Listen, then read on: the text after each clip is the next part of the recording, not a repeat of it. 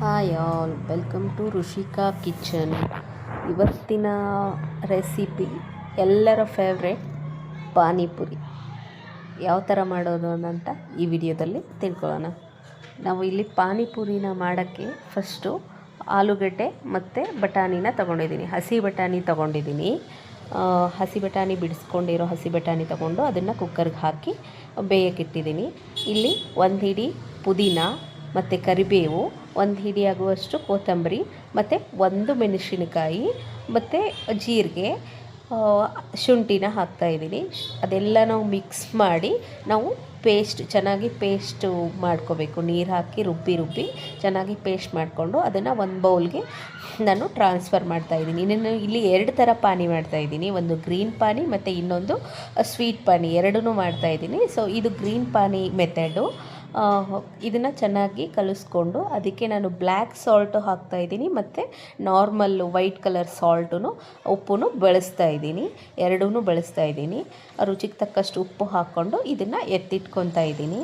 ಮತ್ತು ನಾನು ಇಲ್ಲಿ ಹುಣಸೆಹಣ್ಣು, ಸ್ವೀಟ್ ಪಾನಿ ಮಾಡೋಕ್ಕೆ ಹುಣಸೆಹಣ್ಣು ಮತ್ತು ಬೆಲ್ಲನ 15 ನಿಮಿಷ ಮುಂಚೆನೇ ನೆನೆ ಹಾಕಿದ್ದೆ.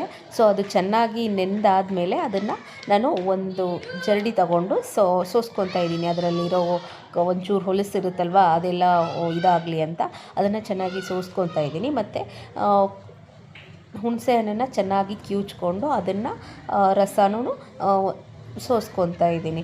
ಎರಡೂ ಸೋಸ್ಕೊಂಡಾದಮೇಲೆ ಅದಕ್ಕೆ ನಾನು ಇಲ್ಲಿ ರುಚಿಗೆ ತಕ್ಕಷ್ಟು ಉಪ್ಪು ಮತ್ತು ಇಲ್ಲಿನೂ ಬ್ಲ್ಯಾಕ್ ಸಾಲ್ಟನ್ನ ನಾನು ಯೂಸ್ ಮಾಡ್ತಾಯಿದ್ದೀನಿ. ಸೊ ನಿಮ್ಗೆ ಬೇಡ ಅಂದರೆ ಸ್ಕಿಪ್ ಮಾಡ್ಕೋಬೋದು. ರುಚಿಗೆ ತಕ್ಕಷ್ಟು ಉಪ್ಪು ಹಾಕಿ ಇಲ್ಲಿ ಸ್ವೀಟ್ ಪಾನಿನ ರೆಡಿ ಮಾಡ್ಕೊಂಡಿದ್ದೀನಿ. ಹಾಗೆ ಪೂರಿನ ನಾನು ಇಲ್ಲಿ ಮನೆಯಲ್ಲೇ ಕರಿತಾ ಇದ್ದೀನಿ.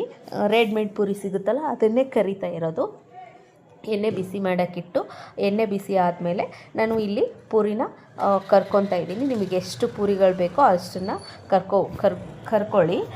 ನಾನು ಇಲ್ಲಿ ನಮ್ಮ 4 ಜನಕ್ಕಾಗುವಷ್ಟು ಪೂರಿನ ನಾನು ಇಲ್ಲಿ ಕರ್ಕೊಂಡು ಎತ್ತಿ ಇಟ್ಕೊಂಡಿದ್ದೀನಿ. ಹಾಗೆ ಇಲ್ಲಿ ಆಗಲೇ ಬೇಯಕ್ಕೆ ಹಾಕಿರುವಂಥ ಆಲೂಗಡ್ಡೆ ಮತ್ತು ಬಟಾಣಿ ಎರಡೂ ಬೆಂದಿದೆ. ನಾನು ಇಲ್ಲಿ ರಗಡ ಪೂರಿ ಮಾಡ್ತಾ ಇರೋದು. ಅದ್ರ ಸಲುವಾಗಿ ನಾನು ಬಟಾಣಿನ ಚೆನ್ನಾಗಿ ಸ್ವಲ್ಪ ಸ್ಮ್ಯಾಶ್ ಮಾಡ್ಕೊತಾ ಇದ್ದೀನಿ. ಮತ್ತು ಆಲೂಗಡ್ಡೆನೂ ಎರಡೂ ಸ್ಮ್ಯಾಶ್ ಮಾಡಿಕೊಂಡು ಒಂದು ಪಾತ್ರೆಗೆ ಎರಡೂ ಮಿಕ್ಸ್ ಮಾಡಿ ಅದಕ್ಕೆ 1 ಗ್ಲಾಸ್ ಆಗುವಷ್ಟು ನೀರು ಹಾಕಿ ಚೆನ್ನಾಗಿ ಬೇಯಿಸ್ಕೊತಾ ಇದ್ದೀನಿ.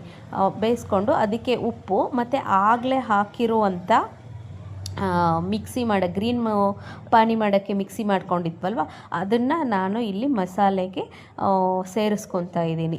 ಮತ್ತು ರುಚಿಗೆ ತಕ್ಕಷ್ಟು ಉಪ್ಪು ಹಾಕ್ಕೊಳ್ಳಿ, ಅಂದರೆ ಚೆನ್ನಾಗಿ ಬರುತ್ತೆ. ಅದು ಖಾರವಾಗಿರುತ್ತಲ್ಲ, ಚೆನ್ನಾಗಿ ಬರುತ್ತೆ. ವಿಡಿಯೋ ಇಷ್ಟ ಆಗಿದರೆ ಲೈಕ್, ಶೇರ್, ಸಬ್ಸ್ಕ್ರೈಬ್ ಮಾಡೋದನ್ನು ಮರಿಬೇಡಿ. Thank you all.